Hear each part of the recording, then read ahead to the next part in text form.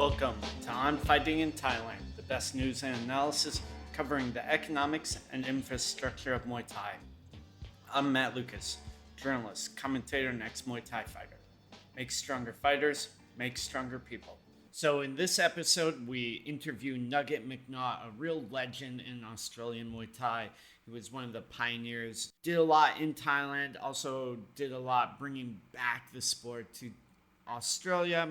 He has his own gym now in the east part of Australia, traveled a lot as well, worked in Germany, Thailand, Singapore, and Malaysia. We talk about that in this episode. So definitely a lot to learn from Nugget and his experiences.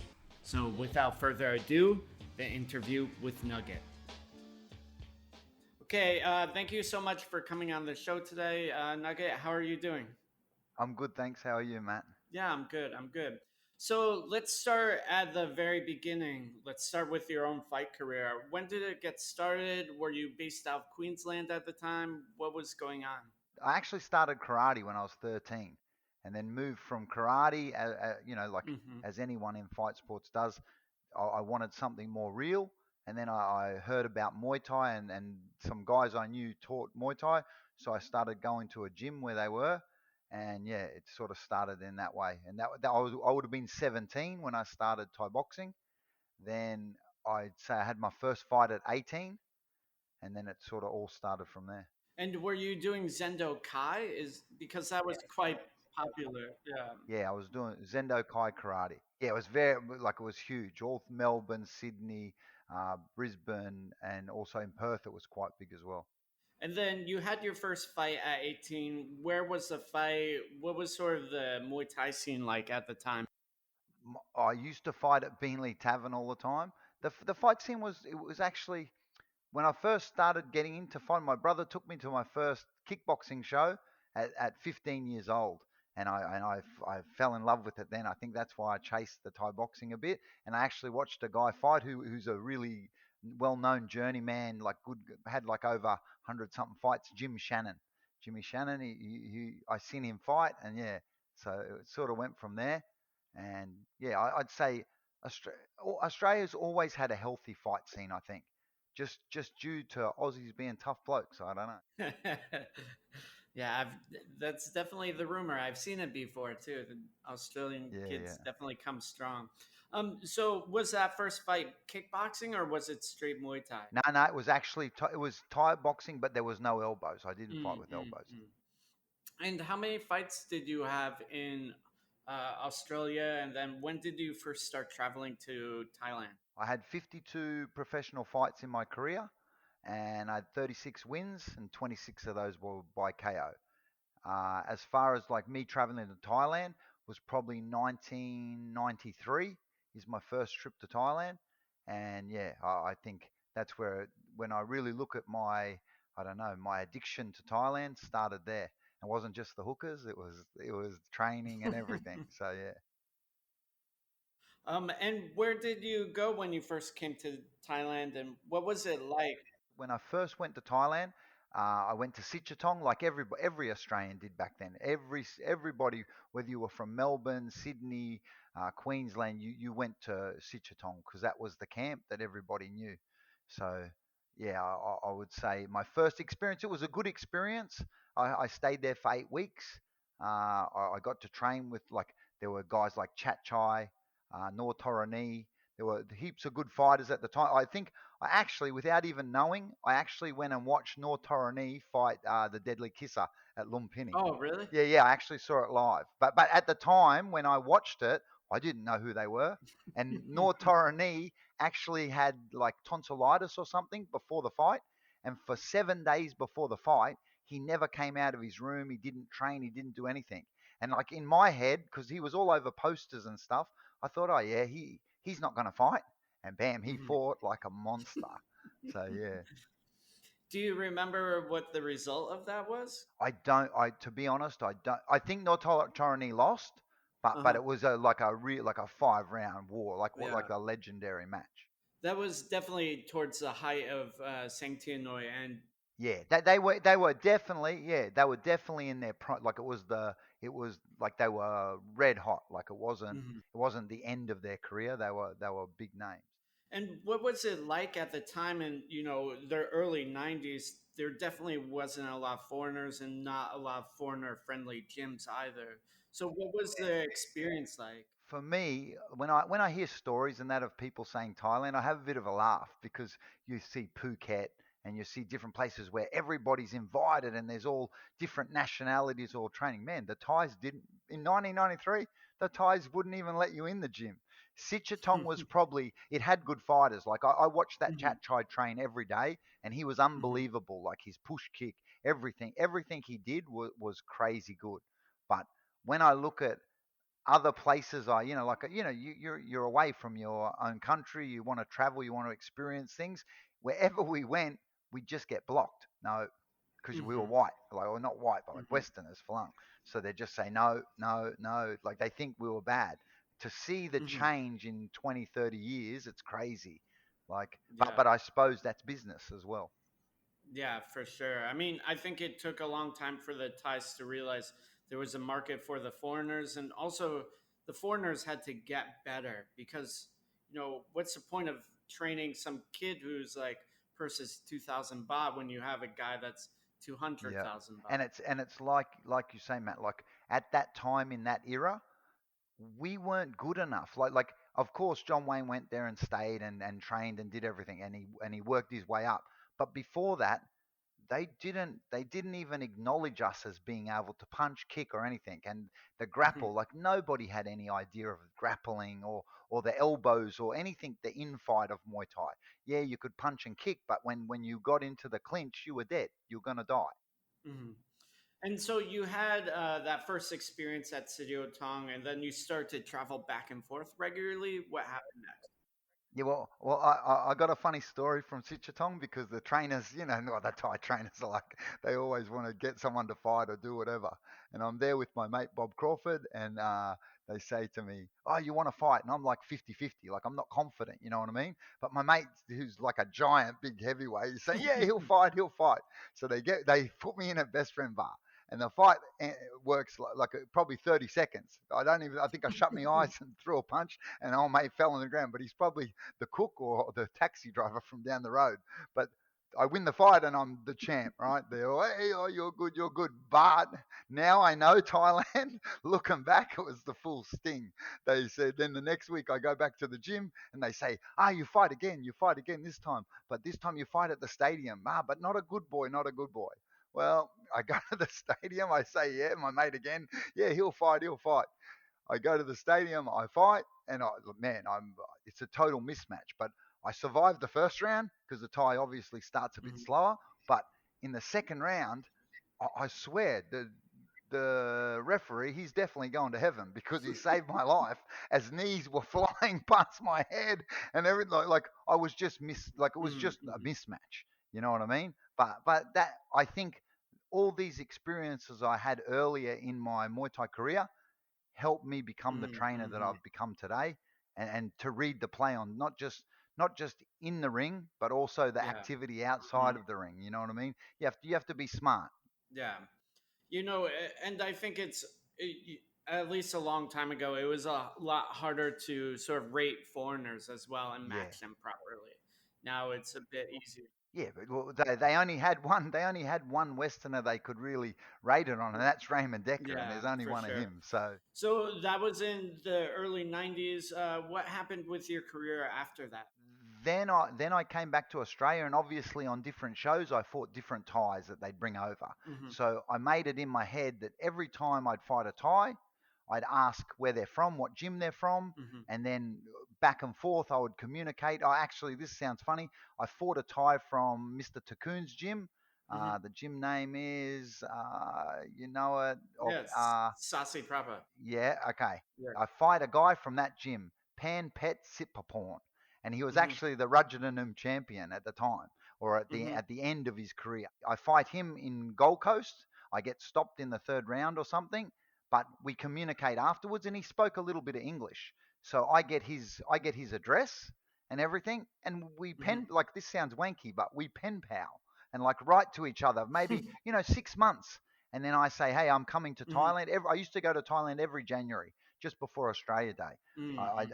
I write to him and say, hey, I'm coming to Thailand. I've saved my money. I'm going to come and stay. Can I come and train with you? And man, he picked me up at the airport. Like that's the first time I got that Thai friendship of like how much they'll go out of their way to pick you up and take you everywhere. Mhm. And I went with my friend Brendan Humpty Short, which was one of my fighters, and we trained there for I think it was 3 weeks, say 2 weeks, and then I didn't fight in Bangkok at that time, Mhm. but we did a lot of training with them and this and that, and I think that's something friendship that comes from when you fight someone, Yeah. you automatically, in a weird way, become brothers. I don't know. Mhm. You, Mhm. you don't forget each other, but and so I go to that gym, and then the next gym I went to the next year, 2000, oh no, sorry, 1994. That would have been 95. I think I went to Kiat Pet, Mhm. Mr. Chun's gym. Mhm. So I turn up there and like we don't even know what Channel Seven was. Mhm. You know what I Mhm. mean? But all the Channel Seven fighters are fighting there. Mhm. And then I ended up become I bought some fighters from in 2000, probably 2000 or early, maybe I don't know 1998, 99. I bought some fighters from Thailand, and it was from Eminent Air, Mhm. Mr. Somboon's gym. Mhm. So I bring 4 or 5 fighters out, and straight away we become mates. And then so that's where my link with Soren. I started to send Soren to Eminent Air. Mhm. I also sent Daddy Cool to Eminent Mhm. Air. Mhm. So like most of the fighters from my gym started going to Eminent Air. So yeah, They started going there in the early 2000s, and then like around yeah, 2006 or so was like Soren came back, right? yeah. Soren actually fought in his first fight in Lumpini was 2003. Mm-hmm. And I remember flying over. He didn't train with me at that stage. He'd stayed in he went to Thailand, and he actually trained at Jatui's gym. Oh, Sang Morica. At that yeah, he's trained there. Jatui got him the fight, and then we came back, and then we continued to go back and forth Mm-hmm. from Eminent Air Mm-hmm. because we had a relationship with Mr. Somboon, Mm-hmm. Santi, and guys like that Mm-hmm. from that gym. Yeah, I'm sort of familiar with some of those guys. So what was sort of the tail end of your career like, and then how did you sort of transition into coaching more? Well, I suppose I was always a coach right from day one. So when I had my first fight, my mates all wanted to fight. Josh Sexton, Humpty, everybody wanted to fight because I fought. So we all got together and we just trained together as a group in a garage shed type gym. As far as my career goes, I retired in 2000. But when I look back, I probably shouldn't have retired. But I promised my granny I would stop when I was 30. So I kept my promise to my granny, and I fought in 1998. I fought Tony Coburn, the bull rider. It was a bit of an ugly fight, but I think I still won it, but the referee didn't stop it, like didn't do the right thing. And one thing, I dropped him, and it was like a 15 count. But then in the fifth round, he cut my head, and then they stopped it because of the blood. But yeah, that's life. But then I went on after that. I went to New Zealand and fought Rocky, a Thai that stayed there. Then after that, I went. My last fight was Kurt Finlayson, and it was a bit of a joke fight because my mate said, "Oh, you wouldn't fight Kurt Finlayson. Kurt Finlayson's not going to fight you." And then me and Kurt talk, and his trainer, and then at one of the shows, Kurt Finlayson says after his fight, "I wouldn't mind, Nugget's getting old. I wouldn't mind fighting him." And I come out with a walking stick, mucking around, and accept the challenge, like just joking, but like fun. And then I ended up fighting him. I stopped him in the second round, and then I stopped fighting then. So that would have been around just before May in 2000. And then I pretty much went into I was full time trainer, and I was promoting in that at that stage as well. Yeah, you started promoting Evolution, correct? We did shows before that. I did my first show in 1998, but then Mm-hmm. obviously through time, evolution evolved, like came out of that. But back then, people don't realize how good they've got it these days. All these Instagram fighters and promoters, man, we did everything. You were a fighter, trainer, promoter. You're doing everything at once just to build the sport. Because Mm-hmm. if we didn't do what we did then, man, the sport would be nothing now. But it Mm-hmm. would be at a really baby step. But Mm-hmm. in saying that, I saw what myself and say Joe Hilton, Mark Pease, the Fogarty brothers, myself and Josh Sexton and Mr. Demicoli, Paul Demicoli. What we Mm-hmm, built in mm-hmm, that stage from 2003, say, to 2012 was a before the time. Evolution, the shows, everything we did, we really kept it professional. The gyms all trained hard, everything. When I went, when I left Australia in 2012 due to Campbell Newman's bikie laws, well, when I took off to Thailand for a bit, I look, I look now when I've come back and think, well, what happened? Like, what did all mm-hmm, these mm-hmm. people wanted to be me or wanted to be big bosses and be the rulers of Thai boxing? Well, what did you do, you retards? You wrecked the whole sport. You put it back 10 years. And anyone that says Mm-hmm. that's not true is kidding themselves in Australia. They've done that. Yeah. So many idiots have done so much damage to this sport. They can plaster me with you're a bikie, you're an ex-bikie, you're bad person. Man, what I do outside of the ring and what outside of like training and what outside in my own social time, that's my time. I don't give a fuck Mm-hmm, what they mm-hmm, think. But as far as fight sports goes and everything, man, the guys I mentioned, mm-hmm, we built this. It was class, mm-hmm. but now it's really my goal is to get it back to what it was. Yeah, I remember, in the early International Kickboxer magazine, seeing Evolution and seeing some of the fights on there. Like, I think Carnage was one of the stars, and Yeah, Carnage was one of the stars. John Wayne, Bruce McPhee, yeah, Danny or Daddy Cool, like you Daddy said. Cool, Danny Dadowski, Triple D. Yeah, Hmm. So, can you talk a little bit more about the Evolution Fight Series? How many you had? They were mainly held in Queensland, yeah. or what was We everything did like one that? show.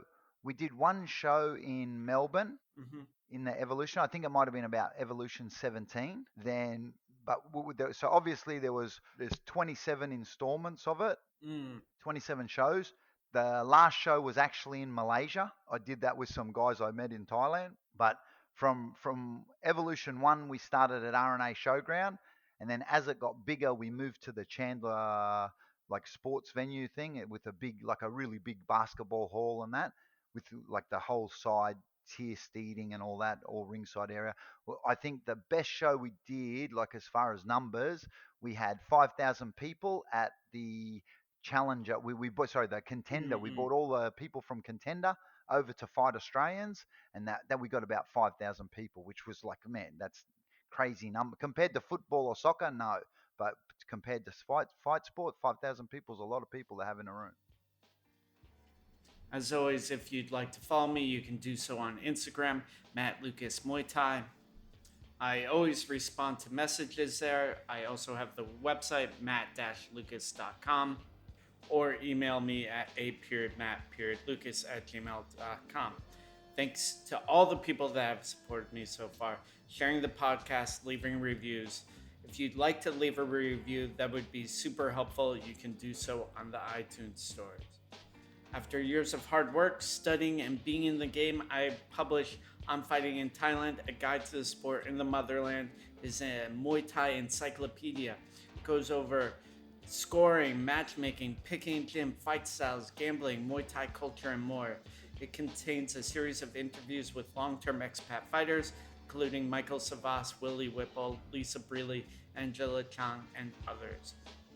It is a great guide, educates, and helps guide careers by helping save fighters from costly mistakes. It is a definitive guide and is available on Amazon as an ebook and in print. So go check it out. On Fighting in Thailand, a guide to the sport in the motherlands. And that was when Yatsen Clive fought John Wayne Parr for the finale, correct? Yeah, for that John Wayne part for the finale with Yodson Klai uh, in Singapore, and then after that show, we brought them all to Australia. But I think we bought Jabbar, Sean Wright, Zedoff. Mm-hmm, mm-hmm. I can't think of it. Zach, Zigzag. So yeah, Oh yeah, yeah, yeah, yeah. The Singaporean yeah, kid. yeah, yeah, yeah, yeah, Yeah, yeah, yeah. yeah. Now I sort of remember it was like a rehash of it. Yeah, yeah, that's good. So, what was throwing the shows like? Logistically, what were some of the details? Look, I learnt a lot in that time, and so did my business partner Josh Sexton. I think looking at the shows that we did, when you look at our production, man, we had stages, we had fireworks, we had Daddy Cool's pimp coming down with girls, and walking sticks going in the air like you're gyrating. Yeah, so like the big screens and everything we had, it was a really good setup. But we had a good team. But a lot of people don't realize that wasn't just two people. That was a team of people. And in life, anything you do, you can only go so far alone. If Yeah, you've got a team of people and they all have the same dream, you're going to succeed. But it's one of those things you can't be in business. You can't be selfish. You can't. yeah. You have you have to have a good team and know who's at the front, who's at the back, who's going to help doing this, who's going to do the setup, who's going to do the takedown. Yeah, Hmm. it takes a lot. Yeah. And you actually recently put on a boxing show, correct? Friday Oh, Night yeah, Lights. we do Friday night fights under the lights here. Yeah, we've done two of them. Oh, that's good. The main event was actually, I don't know whether you know this boxer's name. His name's Alex Leopai, and he actually fought that Russian dude Klitschko or whatever his name is Hmm. back in the day. But his son was the main event versus another Islander kid, two Islanders, and they're 15 years old, and they're both like 120, 130 kilo, having their first boxing Mm. fights. Both of them are in, I don't know, in rugby league. It's like they pick you when you're young and then you become some superstar. Both of these boys are both in these like squads for being famous footballers when they grow up. So it was pretty cool. Yeah, it must have been cool, especially having taken a lot of the lessons from the Evolution Fight series and still being able to Yeah. apply it. Yeah, look, and Paul Demacoli does a heap. We Friday night fights under the lights is myself, Steve Wajenko, who's my boxing coach and also the manager here, and Mr. Demacoli, who runs Eruption. So we do it more for fun, and it's more like a community base. Like to give the people something. It's a non-alcoholic event.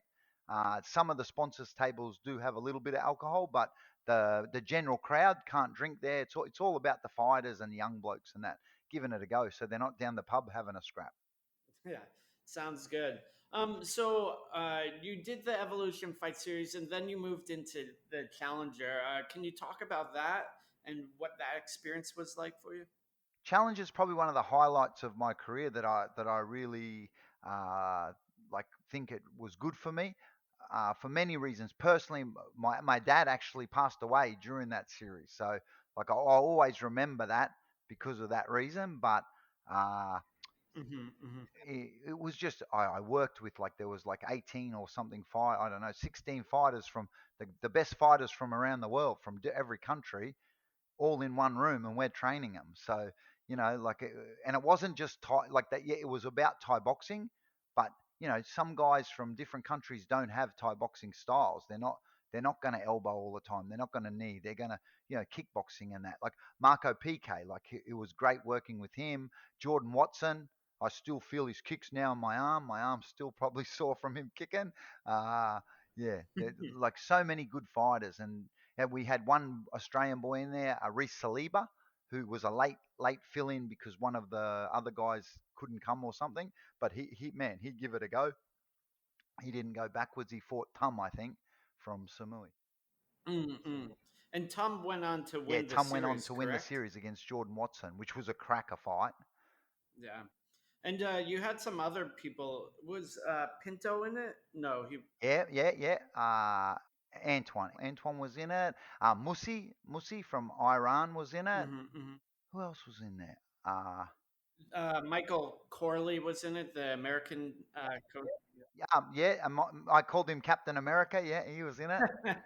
And look, I met that guy through a TV show, and now Hmm. he's gone on to being I think, a bit of a mover and shaker in the American Muay Thai scene, as far as like he's trying to promote Muay Thai and make it better for the American people. Yeah, he's. I know him personally, and he's definitely his fight career was. He went for it, but wasn't always successful. But now he's taken a lot of the lessons from his fight career and done a lot.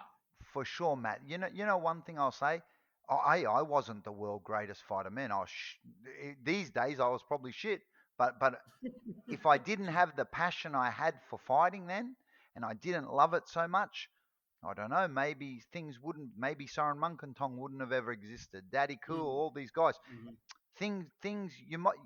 The thing about being a trainer is you don't have to be the best fighter, but you've got to have a little bit of experience to know Mm-hmm. the feelings and know the emotions that come with fighting, the emotions that come with leading up to fights and after fights, and how to like you a big loss. Like man, some dudes can win their whole life. They have one loss and it breaks them. You have to know how to deal with all that stuff. And I think that's what makes a good trainer. Someone that's experienced everything, not someone that's just all about winning, winning, winning. Mm-hmm. And what was it like training all these different people at the Challenger? Yeah, it was really good. I know there was a thing with me and Cyrus Washington or whatever, but yeah, but like when I look back to it, that was more they trick you on these TV shows to Yeah, fire yeah. up, and they say you said you didn't train him today or whatever, and so they made it look like me and Cyrus wanted to go each other, but it was more little bits that they'd taken and Mm-hmm. like said to him and said to me and said to other coaches where that built up. But he was actually when he trained, he was actually a good. He kicked good. He knew his stuff. Yeah, I mean, it's always interesting, especially with reality TV show and when things are presented, it's presented in certain ways that isn't necessarily the entire truth or like Yeah, everyone's perspective. yeah. So what happened after you did the Challenger? You moved back to Thailand. I did. Mhm. Yeah, I did. No, no, no. I was in Australia still at that stage. That was 2011. Then I came back to Australia and we did a Mhm. few more evolutions. And then on evolution 26, I think, the Queensland Police decided to come in and Mhm. shut it down for unknown reasons to people. But a lot of people say we were money laundering and doing all this, which we totally weren't. It's a bullshit thing. They just wanted to show a bit of power because some of my mates had been playing up the week before or Mhm. something. Who knows? But the then at that point they pretty much took my livelihood away from me. Like how am I supposed to make an honest living if I can't run shows? And the gym didn't make at the time my gym didn't make that much money, and it wasn't Mhm. about money to me with running my gym. So then I thought I'd already planned a Mm. trip to Thailand. Mm, a year before that, I'd said to Soren, Daddy Cool, the boys, I said, hey, you know what? Next year, I'm going to go to Thailand. I'm going to immerse myself for 3 months, just, have a bit of a break for myself and, chase some of the sakyan and like all that sort of stuff I was Mhm. still learning about and get into that stuff a little bit more and do this and that. And then I went and I was meant to come back. Like I honestly, like I went in May after my birthday, Mm. I went to Thailand. I stayed for 3 months, and in that 3 months, I met a gentleman called Mhm. Serta Karacar, and he's from Germany, a Turkish German, and he Mhm. he invited me to Germany and to come and hold pads for him. He was an old fighter, and he wanted to have one more fight, and we had a man crush. Like he liked the way I hold pads. I liked the way his spirit and that. And he invited me and said, "I'll take care of you. You have nothing to worry about. You come to my country." And a few of my own mates said, "I don't go there." Like all the bikey stuff, Dad. So, but he actually looked Mhm. after me Mhm. like a brother. Like to this day, I haven't seen him for a few years now, but we always communicate, say happy birthday, this and that. But I go to Germany and he looked after me so good. I spent 3 months there. So there's 6 months out of Australia. I came back to Thailand and then I had to make a decision. I spoke to a few people and said, you know what? I don't really want this to end. I'm enjoying Mhm. the travel. Like for 23 years of my life having a gym, I've been stuck in one spot with a little bit of travel. Then suddenly 6 months of going all around the world, training people, doing stuff. I thought, well, life's supposed to be Mhm. about experience, not just like Groundhog Day. So I came back, saw my mum, and said, you know what, I'm going to go back overseas for a bit. I hope you're right. And at that stage in the world of Brisbane, my mum preferred me to go overseas, and a lot of my friends preferred me to go, so I didn't get dragged Mhm. into any bullshit. So I went overseas, and 3 months turned into 6 months, which turned into 7.5 years later. Yeah, that's quite some time. And then I guess let's go back a little bit to your gym and sort of. You said you owned it for how long, and how did you develop it? Before I left, my gym's over 30 years now. I would say my gym started the same time as my fight career, 1989. So from 1989 onwards, my gym's always been opened. It's never been shut. There's never a day where you couldn't walk into the gym, even when I wasn't there. Uh, so I would say 23 years before I left Australia, and then so now I'm back another 7 or so 30 something years. And can we talk a little bit about some of the fighters you developed and what it was like initially? I know we mentioned a couple like Soren and Danny. So what? How did you sort of develop your gym, and what was the Muay Thai scene like as it sort of went through that period? I think I'll use Soren for this because he's the best example. I think I met Soren through his sister. Where my gym originally was, I used to run around a park every afternoon, 10 laps, which was about 10k. And Soren, as a kid, small kid, used to sit on the stairs and watch me run. And then one day his sister brought him to the gym and said, "Oh, my little brother wants to train. He sees you running around the park." And so we say, "Okay." But Soren wasn't a real manly kid. Like he's a very quiet. He got raised by his mum and his sister. He was a very quiet kid with not like he wasn't like wasn't a naughty little kid or anything. So he comes to the gym, and a lot of my mates used to say all the time, "Oh, what do you waste your time on this kid? Help train these other guys." But there was just something in him, you know what I mean? And then one night they did some sparring, and we say to him, "Hey, touch this guy up a little bit," like in the sparring, and he kicks this dude, bang, and everybody in the room turns around because he could kick, and we'd say, "Whoa, how good is he?" Drops an adult, he's a kid. So then a little bit longer, one friend that I knew was running some tough man competition at some country town, and so we go down for that. But Soren has his first fight on there because he's young. We can't get him fights, and they have a kid the same size, so he fights on there. I think he even fought in long pants. I can't remember, but he fights on this thing and does good, and then comes back, and that's it. That's the beginning of his fight career. And then he ended up fighting another fighter's little brother. There's a famous fighter from Joe Hilton's gym called Warren Elson. He fought Warren Elson's little brother, Travis Elson, who grew up in Thai boxing, and Soren stopped him in the second round, and that was a big, everyone thought he was going to get the shit punched out of him because this kid, Warren Elson's brother, training with his brother his whole life, he's going to be tough, and Soren stopped him, and that's Soren started at that point where you could see he got confidence in himself and that. And I think I told him he wasn't allowed to punch in that fight; he could only kick. But uh, from there, Soren just went into that era. He fought the same guy I retired on, Kurt Finlinson. He fought him 3 times. He fought him in a Super 8 where he won, and he fought 2 other fights against him, I think, for Australian titles. And he think he was in that era where they say the golden era of Australian Muay Thai.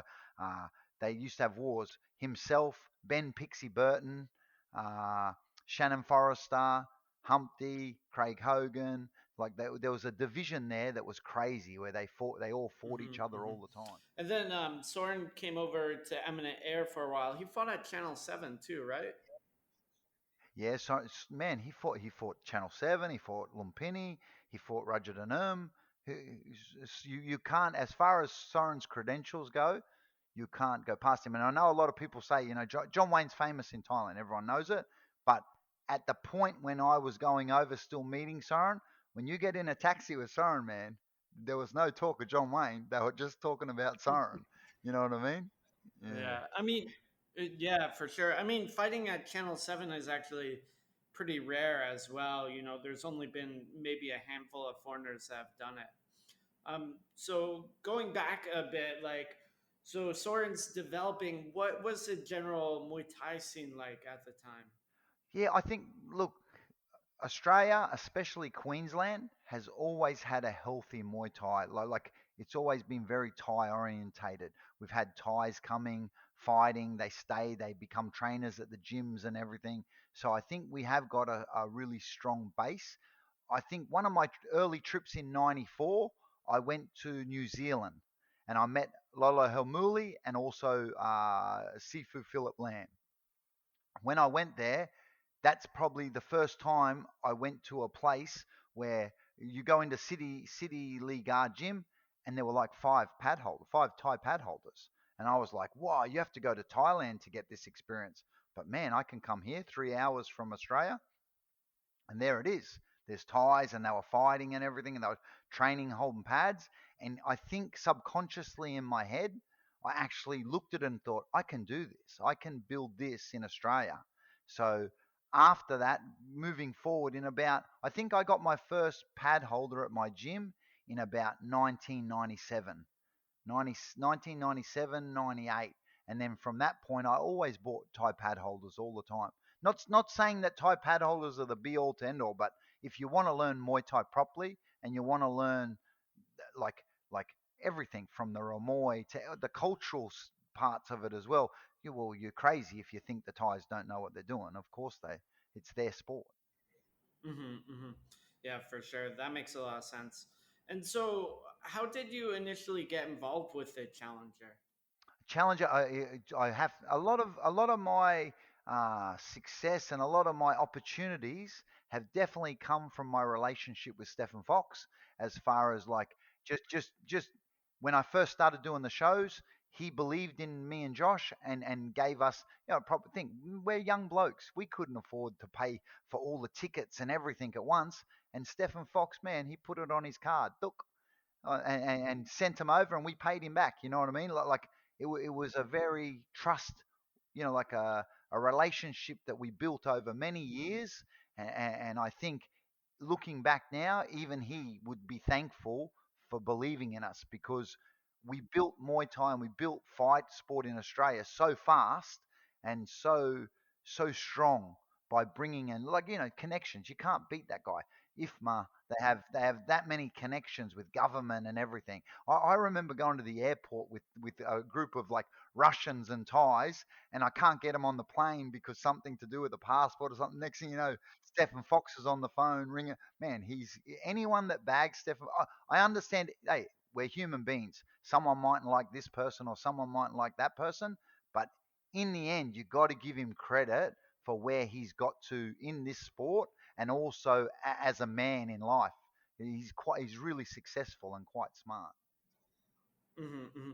Yeah, I know he spent a lot of time in Australia and then moved over to Samoy to do all the WMC stuff, which Yeah, seemed yeah, like yeah. it was very influential in the early 2000s. And also he's got a business partner in Samui, Ralph Beal, who came from England as well. So yeah, it's the same thing. It's like anything, Matt. It's networking in life. You build the right team, you can do whatever you want. Yeah, that makes sense. And so let's move fast forward a little bit to when you're internationally traveling. So you left, you said goodbye to your mom, and then you went over to Malaysia to help Yeah. with their national team. In 2013, I was the national coach of the Malaysian team for the Sea Games. Hmm. What was that experience like? And Uh, it was quite funny because when I went there, obviously I've got tattoos all over me. It's an Islamic country, like so. There's a bit of drama right there. The new national coach walks in with tattoos all over him. They wanted me to wear long pants and long cover things and that. Oh yeah, I'm Aussie. I'm never gonna listen to them. Oh yeah, whatever, mate. Just walk in with my singlet on, but uh, I learned to deal with different situations, and I think I actually learned a lot about Islam and that. I learned different things like Ramadan. I trained them during Ramadan, and they start whinging, and they say, "Ah, you're bigger than us, and you get to eat all day, and we don't." So I Mhm. get the shits and say, "You know what? Fuck yous. I'll do Ramadan with you." And we train. We wake up at the first session is, I think we were waking up at 4 o'clock, and they were running at 4:30 or something, so that they can have the food before the sun comes up. They eat their breakfast, and then we go to sleep all day, and then we would wake up at like 6 o'clock, 7 o'clock when the sun's coming down. We go and get our food, and then we train at 9:30 at night. So it was like a total backward, like reverse to what you would normally do. But I think they actually liked it and they saw that I was trying to work in with them. I wasn't just saying, okay, well, you got to train this time and do this. It was something like, time management. You have to understand that they can't eat food. Of course, they're going to be buggered. Yeah. So the way we did it, I think it actually worked. Yeah. And so you spent about a year or so in Malaysia, and then you went to Singapore? And I spent time in Malaysia in 2011. Then in 2013, I would have only been in Malaysia maybe 3 months Okay. in that whole time as the coach because man, they just cross the border and train in Kelantan anyway or whatever it is on that border town of Thailand and Malaysia where they all fight. hmm And then you worked as well with the Singaporean national team.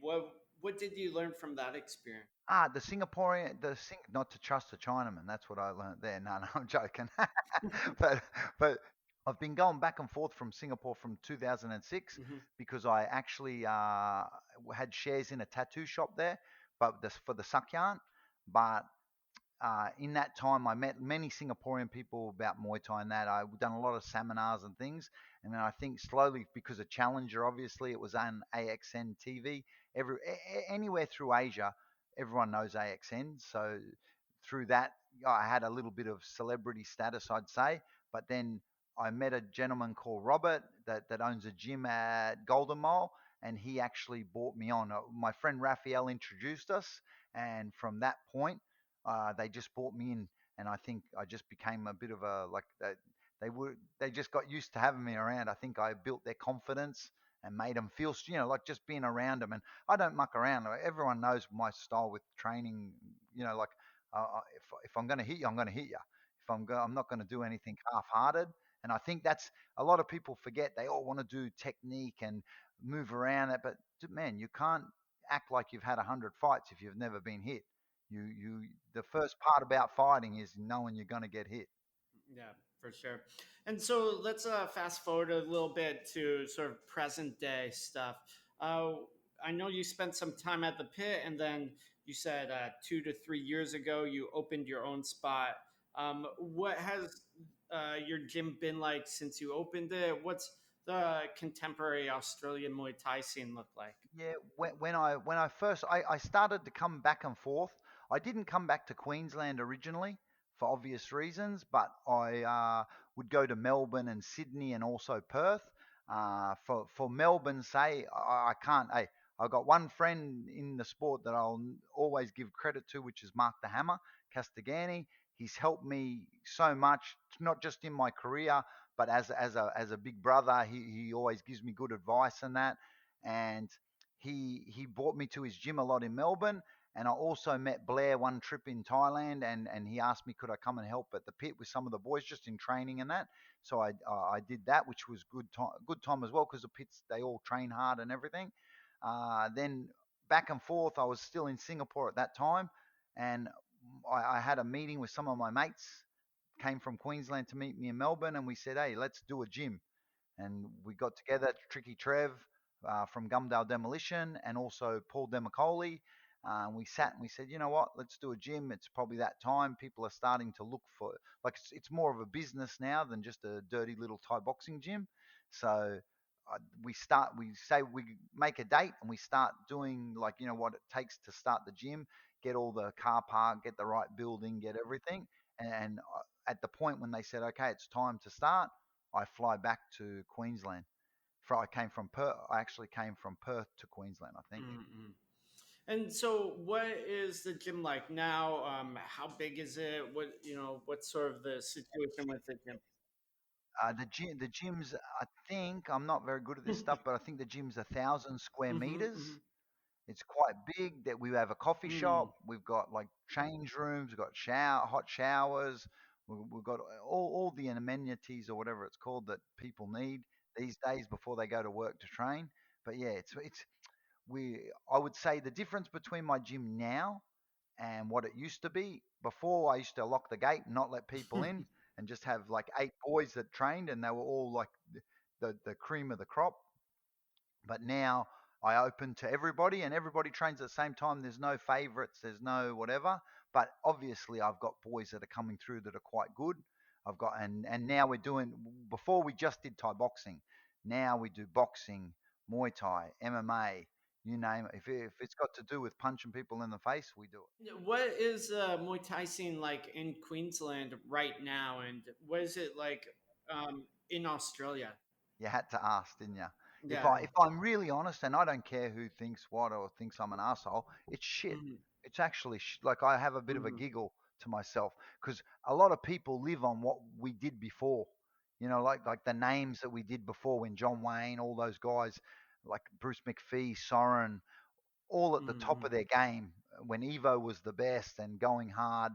Now people are still like they think that they should be treated like they're in that era, but they're not. Hmm. Man, there's guys rocking around that think they're Muay Thai masters. I don't know. Maybe maybe I'm a grumpy old cunt. I've been in the sport too long, but like I don't have much time for many of those blokes. But I really do believe with Paul Demacoli in Eruption, Cy in Melbourne with Rebellion, Mark the Hammer with Warriors Way, Blair in Perth with Domination, and also Gavin Fuller with the Grand Prix thing that he's doing. You know, and also Sydney Andrew Parnham with the stuff he Hmm. does, Hmm. and also Lewis Regis, guys like that I've mentioned. Yeah, Australia's still got a chance to go back to where it used to be, but if people don't all work together, we're never going to get anywhere. Yeah, for sure. Like you were saying before, it takes a team to like really develop Takes a things. team. And then, Yeah. how would you say that Australian Muay Thai has changed over?